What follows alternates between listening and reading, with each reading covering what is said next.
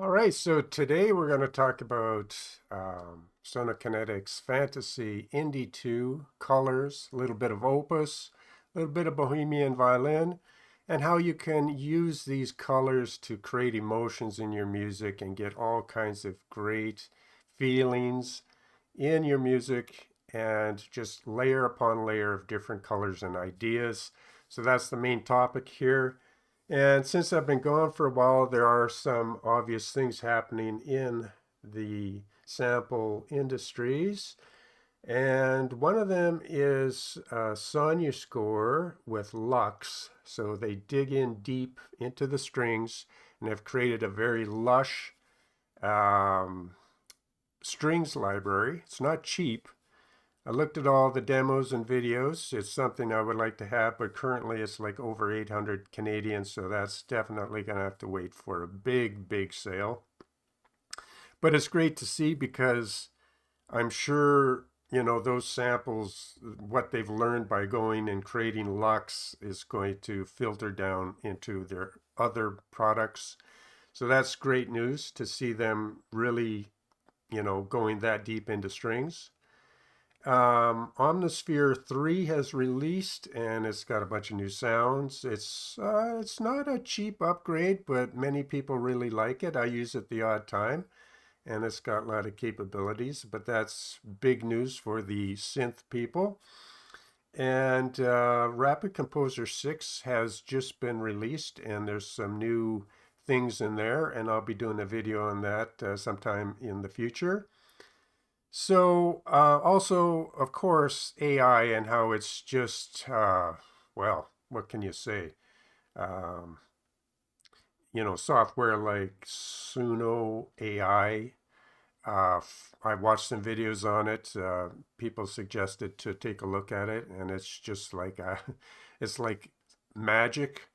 But of course, with everything, there's good and bad with everything. You can pick anything, and there's a good positive side to things and a negative side. So the positive is that, you can just sit down and get it to do some amazing musical creations. But the downside is like, why learn music? Why create music for yourself? Why become an artist when I mean, it's just, how could you tell somebody, maybe a son or a daughter, to learn music or learn how to paint or do anything artistic when you can just sit down and put in some lines of code and it comes up with so much. But then on the other hand, you're not playing that music. You're not getting the benefits of creating it, learning it, understanding it, and being part of it. And I think playing the music. And that's why I like the idea of real time playing patterns and being part of the music. Um, AI is great for creating all of this, and some people love it and hate it. But still, you don't want it to rob you of the best part of music, which is creating it, learning it, how to, be part of music. And just to dull it down to just a line of code, I think is can be dangerous for the human spirit, but that's just my opinion. Some people totally love it and see it as just wonderful. And it's a mixture. I mean, it's like you can't pretend it's not there, and at the same time, it can be useful, and yet the potential to just flood the airwaves, the YouTube channels with AI. I know when I'm looking for great videos on YouTube and the ads are most 90% of them are these scammy AI ads. And really, you know, there's just so much AI. And personally, I would just turn it off. If YouTube had a switch where you could turn off AI generated content, 90% of the time I would have that switch turned off. And the odd time when I wanted to look up or learn something about AI or hear and see what AI is doing, then I would turn the switch on. But right now, it's just, oh, what can you say? But on to better topics, back to the music.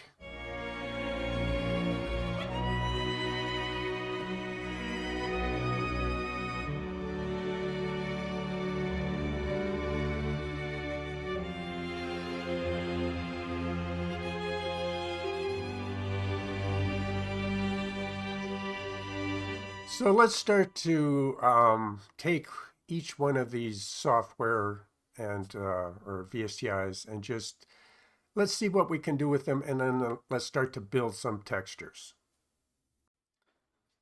All right, so what we have here now is just fantasy, and I've got this turned on. So which one is it here? Right, this one. And you can barely hear, it's a little tremolo little idea. So if we play that,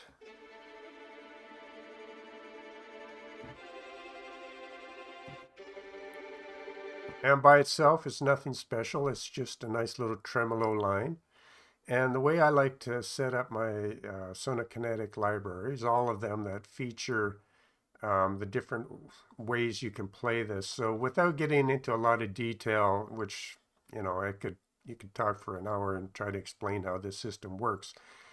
But long story short, is my idea about Sonokinetic libraries is they offer really great, unique textures that would be very hard to program on your own, even though, string libraries are getting better and better and more able to give you really special performances.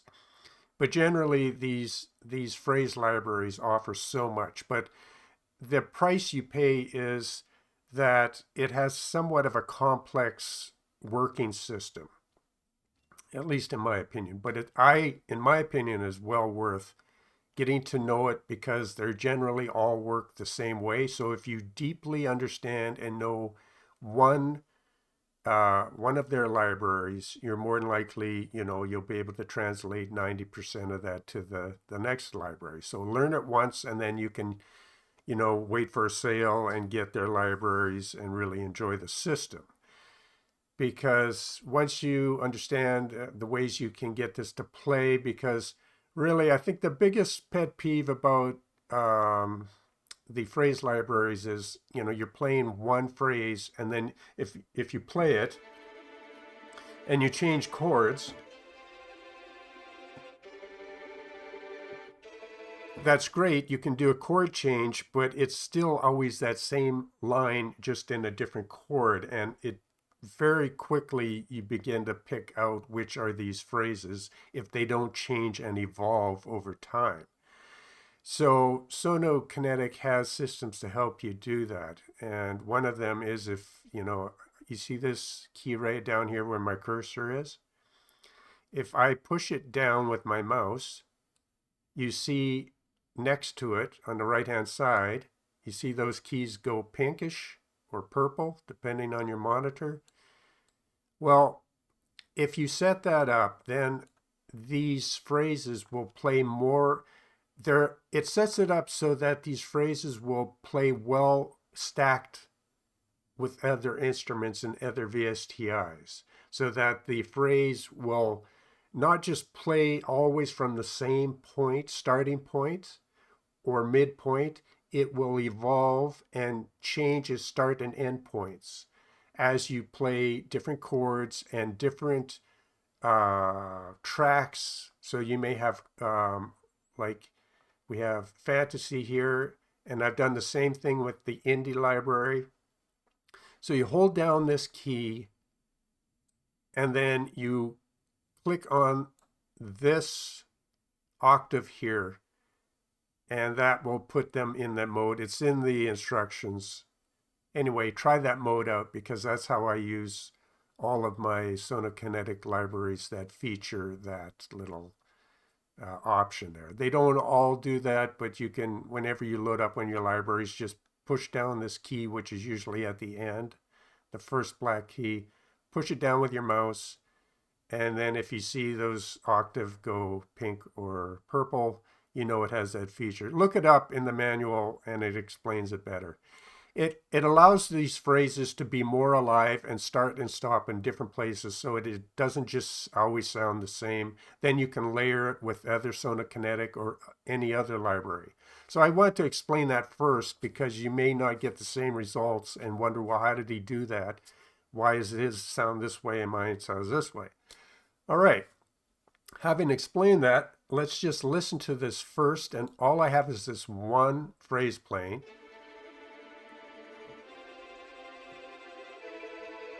Now I have the same thing. I'll move this over, and we're going to start to build an emotion here with some strings. So the tremolo is adding a little bit of tension with this string. Now I've got the same thing. Again, if I click this down, you see those go pink. I have the same setup. And it's going to start layering in a different sound. And I'll click on this. And we can see it's this one.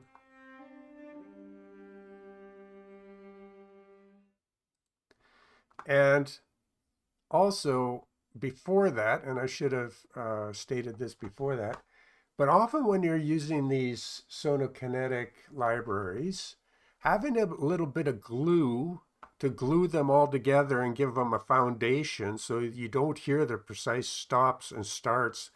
It's just like if you were creating, if you wanted to have a little, um, uh, you want to have your strings play together, you wouldn't just always have one, the cello just starting and stopping. You're going to blend these strings together so it just becomes way more seamless. So right here I have Opus, and it's simply set to something simple, chamber string sustain number 3. And that's what I'm using for the glue.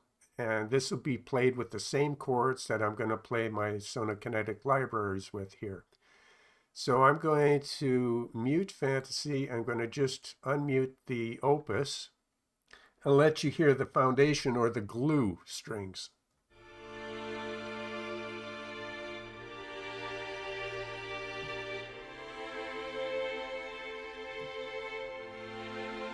So that's the nice foundation. Now, if I unmute Fantasy, what we just set up and what we've just heard with those tremolo strings, together it sounds a lot more smooth.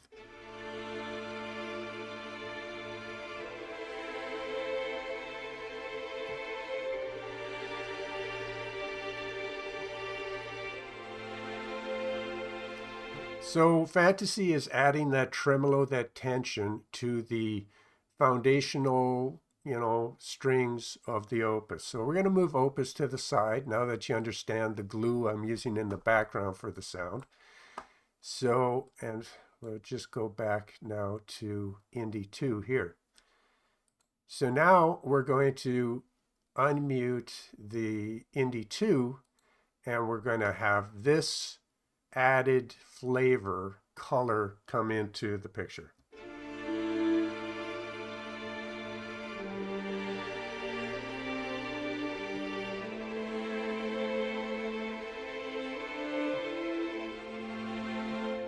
So now I'll play it with a different chords.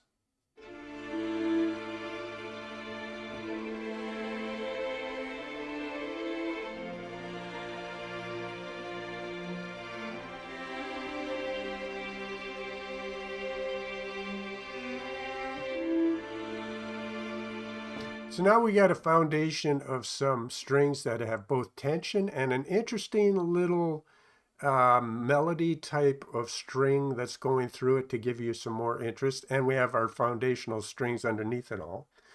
Now if I undo something like the Bohemian violin to give us more of a true melody, and let me just show you here. So I'll turn on the interface and drag it from a monitor on the side.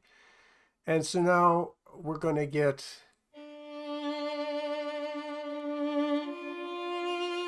the Bohemian is made in a way that as you play it, it's great for melodies. It's just great for melody solo string lines. Now, when you add it to this nice foundation of interesting tremolo and threads and a foundation of strings in the background, it starts to really give you an emotional kind of experience where you can see it being part of, a bigger theme. So we'll unmute that, and now we'll play similar chords.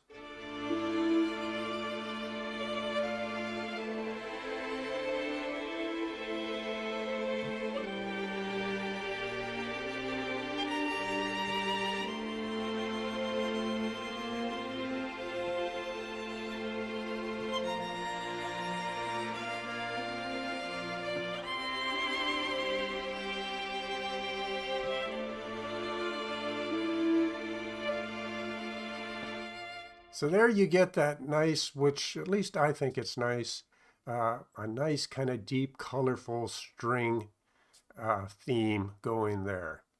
Maybe for a romantic idea or some tender thought.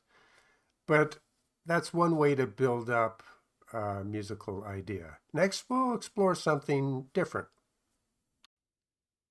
All right, so now we have the exact same sounds, haven't changed anything, but I'm going to play more convoluted or maybe eerie chords. Chords like suspended chords, augmented, diminished, and you'll see immediately the tone goes from somewhat tense but sweet and tender to a more melancholy, disturbed, and kind of unsure sound. So you get a whole different texture. So here we go.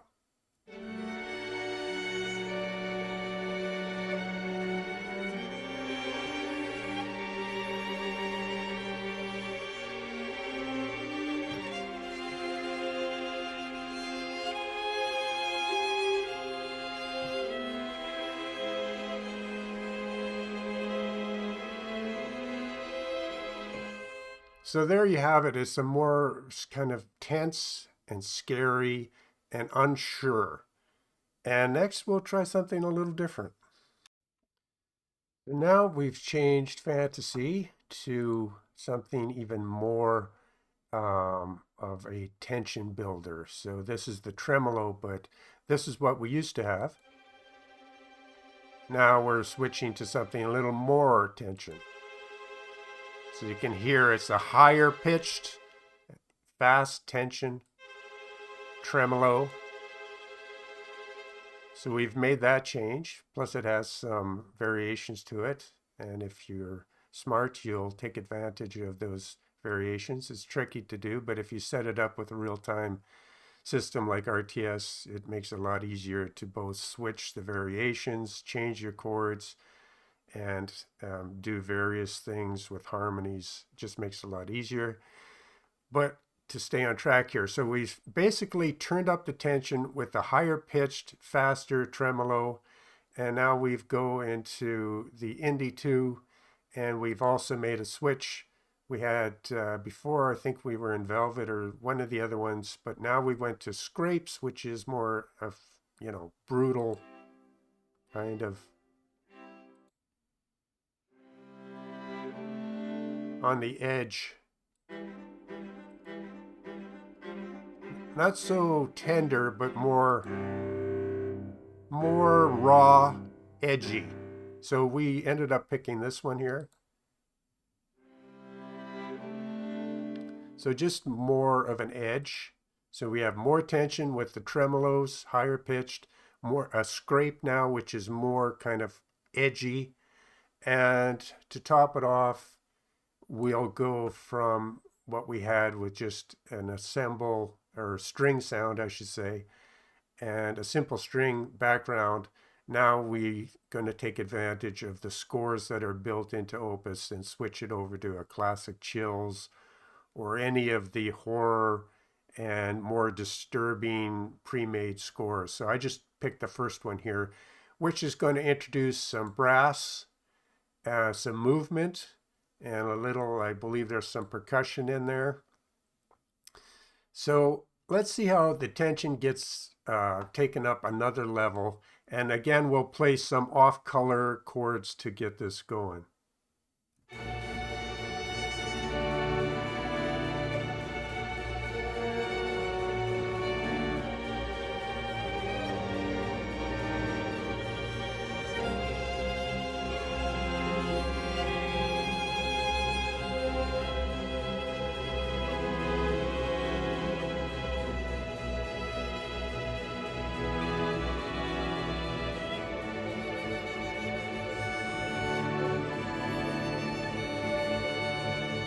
So there you can hear the brass in the background, a little bit of percussion to give you that steady kind of beat pulse in the back.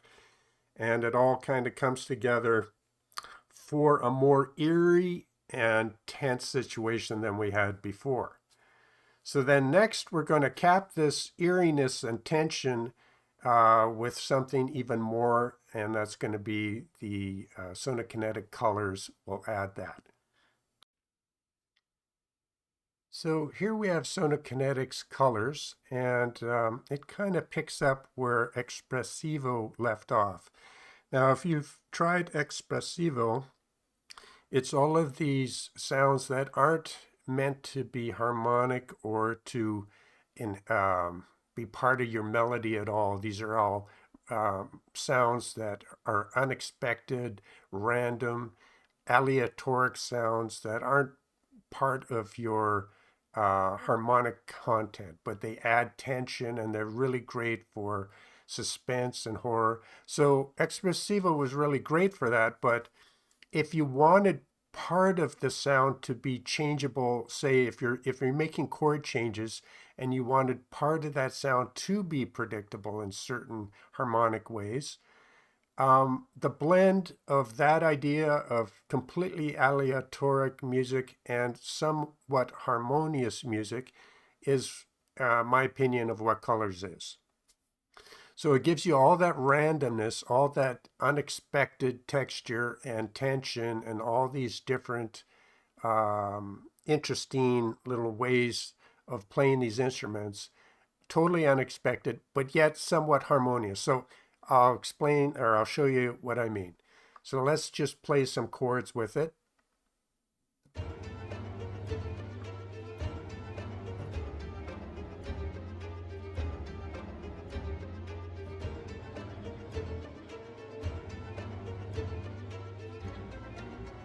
Now, you can tell it's very suspenseful music and all this with some motion and movement, but you can tell when I'm changing chords.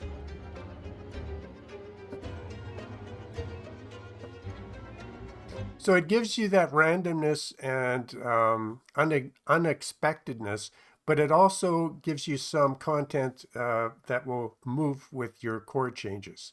So it's like a better, well, I think it's a better version of Expressivo, or a more evolved version where you get the best of both worlds. So now let's put it in perspective with what we've been doing. So, and it's so easy to change this idea because they have so many different performances, different instruments, and different ways of playing it. And that's for its own video at some point. But if I can make this interface a little bigger, I'm not sure if I can right now, but all you have to do is press down the O and it'll change up everything. If you hold down Shift and press the O, you'll get different things. If you hold your cursor and press Shift. So it's a very versatile instrument and it has tons of different ideas. I'll start with this one, with what we just heard. All right, so I'm playing a key, or I should say a chord. Now let's turn on Fantasy and see how it blends in.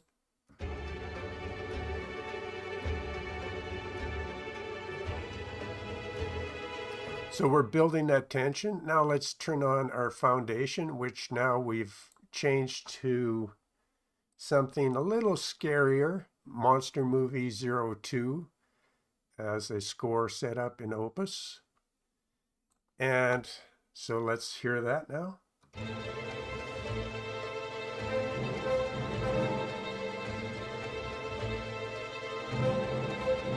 And you can hear those brass stabs in the background just punching in that tension. And so now we can turn on Indie 2, which will give us those scrapes.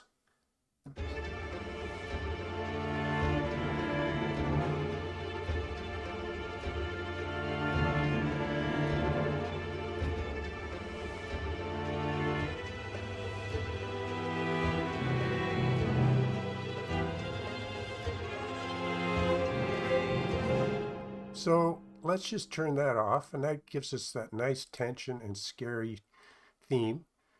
But let's listen again to Colors, and just to show you how quick you can get different flavors and textures. So that's just Colors now, and I'm playing a chord. Now I hit the O button to change it up. Totally different textures and ideas. And if you're thinking, well, yeah, but how can I control that? What if I find something I really like as I randomize through all this? Well, it's very easy to do, because if you do find something you like, you can turn off all the different corners here and just have one. And then you can take that one and you can copy it to the others. And if you hold shift or control, you can have one idea. So if you're just like, let's go here, say you just like this top idea of the pizzicato.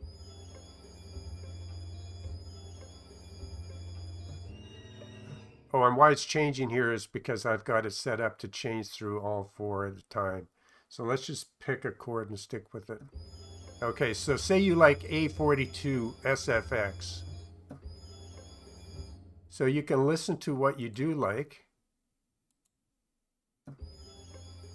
by itself, then you can turn the others on and see how they change.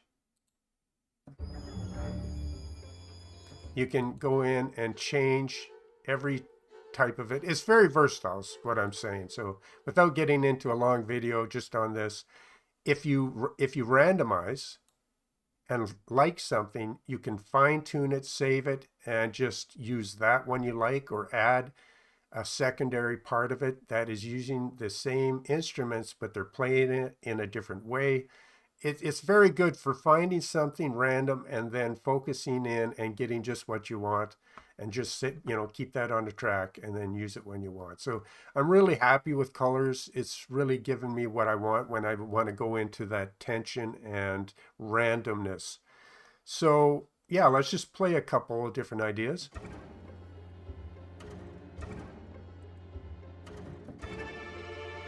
And I'll add the different parts in again, try some different chords and whatnot.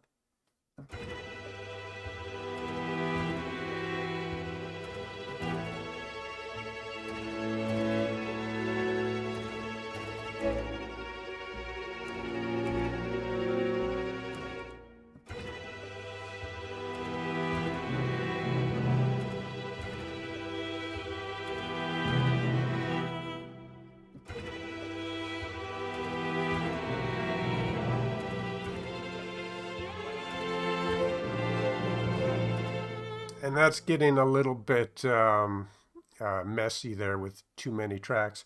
But I think you get in the idea of how libraries like this can be used to get so many different emotions quickly, and just the beauty of the performances that you get from these phrases, and then some built-in scenes from Opus. And then if you bring in the really textured ideas and randomness of Colors, really gives you a great palette for just beautiful tension or tenderness, romance, and it can all be done really quite quickly with libraries like this. Make sure you're using interesting chord changes that match the type of music you want, and just have a great time playing through the hundreds of different possibilities. And I can say from testing this for a couple days, fantasy and indie too, there's just so many different colors you can get. And I'm sure you've seen videos. If you haven't, there's plenty of videos. But when I like, again, to have it set up so that these textures blend in when you're playing with other instruments and they don't always stop and start at the same place. And then you match that, you add in the capabilities where some of these have all these additional variations that can be, you can have a hotkey that will change them as you're playing.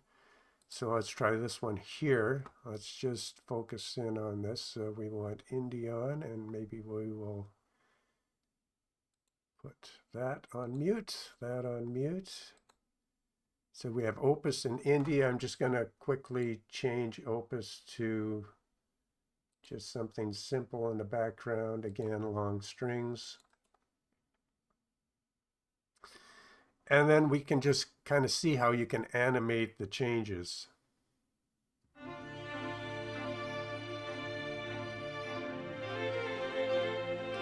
So if I turn off Opus, you can hear how it goes from this first variation, or the normal. And then if I switch to the right chord change, there you get the variation. So not only is it starting and stopping with this system at different times and blending in, using the full breadth of its recorded phrase, when you add to it changes for the variation with your chord change, you get all that happening. You get those variations. So, and then you start stacking and changing and adding different